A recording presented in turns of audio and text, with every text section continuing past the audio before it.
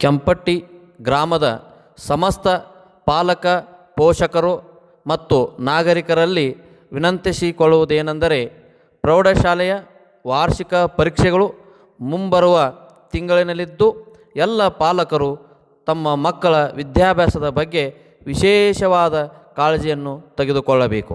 ಈ ನಿಟ್ಟಿನಲ್ಲಿ ಪ್ರತಿಯೊಬ್ಬರೂ ತಮ್ಮ ಮನೆಯಲ್ಲಿ ಸಾಯಂಕಾಲ 6ರಿಂದ 10 ಗಂಟೆಯವರೆಗೆ ಟಿವಿಯನ್ನು ಹಚ್ಚಬಾರದು.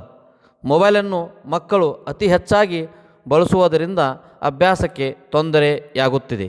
ದಯವಿಟ್ಟು ಎಲ್ಲ ಪಾಲಕರು ಮೊಬೈಲನ್ನು ಮಕ್ಕಳಿಗೆ ನೀಡಬಾರದು.